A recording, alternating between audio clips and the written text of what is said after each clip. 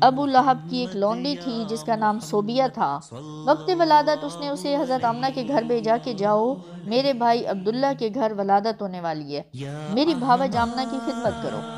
جب حضور صلی اللہ علیہ وآلہ وسلم کی ولادت ہو گئی تو صوبیہ دوڑتی ہوئی ابو لہب کے پاس گئی اور کہا کہ آپ کو مبارک ہو، اللہ تعالیٰ نے تمہارے بھائی کے گھر بیٹا عطا کیا ہے۔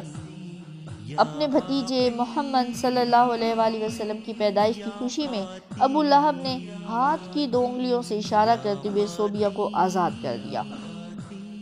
صحیح بخاری کے الفاظ یہاں بتائے جا رہے ہیں کہ ابو لہب کے مرنے کے بعد اس کے اہل خانہ میں سے کسی نے اسے بہت برے حال میں دیکھا تو اسے پوچھا کیسے ہو؟ ابو لہب نے کہا میں سخت عذاب میں ہوں، اسے کبھی چھٹکارا نہیں ملتا، ہاں مجھے اس عمل کی جزا کے طور پر کچھ سیراب کیا جاتا ہے کہ میں نے حضور صلی اللہ علیہ وآلہ وسلم کی ولادت کی خوشی میں صوبیہ کو آزاد کر دیا تھا۔ اسی واقعے کو عظیم محدث ابن حجر اسقلانی نے امام سہیلی کے حوالے سے یوں بیان کیا ہے۔ حضرت عباس رضی اللہ تعالیٰ عنہ فرماتے ہیں ابو لہب مر گیا تو میں نے اس کو 1 سال بعد خواب میں بہت برے حال میں دیکھا اور یہ کہتے ہوئے پایا کہ تمہاری جدائی کے بعد آرام نصیب نہیں ہوا بلکہ سخت عذاب میں گرفتار ہوں، لیکن ہر سوموار کو میرے عذاب میں تخفیف کر دی جاتی ہے۔ حضرت عباس رضی اللہ تعالیٰ عنہ خود اس کی وجہ بیان فرماتے ہیں کہ عذاب میں تخفیف کی وجہ یہ تھی کہ سوموار کے دن حضور صلی اللہ علیہ وآلہ وسلم کی ولادت ہوئی تھی اور صوبیہ نے ابو لہب کو حضور صلی اللہ علیہ وآلہ وسلم کی ولادت کی خوشخبری سنائی تو اس نے اسی خوشی میں صوبیہ کو آزاد کر دیا تھا۔ شیخ محمد بن عبد الوہاب نجدی نے ابو لہب کا ذکر کرتے ہوئے اس حدیث کے تحت لکھا ہے ابو لہب کو اس کے مرنے کے بعد خواب میں دیکھا گیا تو اسے پوچھا گیا کہ تیرا کیا حال ہے؟ وہ بولا میں تو آگ میں ہوں، تاہم ہر پیر کو میرے عذاب میں تخفیف کر دی جاتی ہے، اور انگلی سے اشارہ کرتے ہوئے کہنے لگا ہر پیر کو میری ان 2 انگلیوں کے درمیان سے پانی کا چشمہ نکلتا ہے جسے میں پیتا ہوں، اور مجھے یہ تخفیف اس وجہ سے ملتی ہے کہ میں نے صوبیہ کو اس وقت آزاد کیا تھا جب اس نے مجھے حضور صلی اللہ علیہ وآلہ وسلم کی ولادت کی خوشخبری دی تھی۔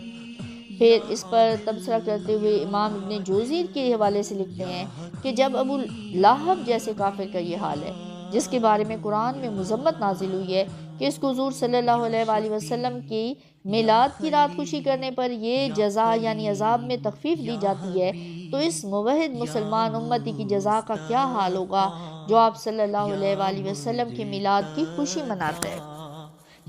شیخ عبدالحق محدث دہلوی رحمۃ اللہ علیہ اسی حدیث کے تحت رقم تراز ہیں کہ یہ روایت موقع میلاد پر خوشی منانے اور مال صدقہ کرنے والوں کے لیے دلیل اور سند ہے۔ ابو لہب جس کی مذمت میں قرآن نازل ہوا جب وہ حضور علیہ السلام کی ولادت کی خوشی میں لونڈی آزاد کر کے عذاب میں تخفیف حاصل کر لیتا ہے، تو کیا مقام ہوگا اس مسلمان کا جس کے دل میں محبت رسول صلی اللہ علیہ وآلہ وسلم موجزن ہو اور ایسے موقع پر خوشی کا اظہار کرے۔ ہاں عوام کی ایجاد کردہ بدعات مثلا ناچ گانے اور محرمات و منکرات سے اجتناب ضروری ہے کیونکہ ان کے ذریعے انسان میلاد کی برکت سے محروم ہو جاتا ہے۔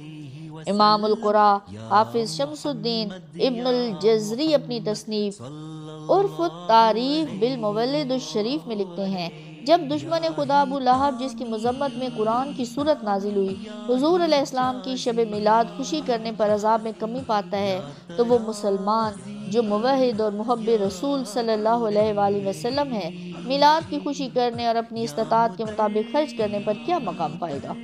خدا کی قسم میرے نزدیک اللہ کریم ایسے مسلمان کو اپنے فضل سے جنت النعیم میں داخل فرمائے گا۔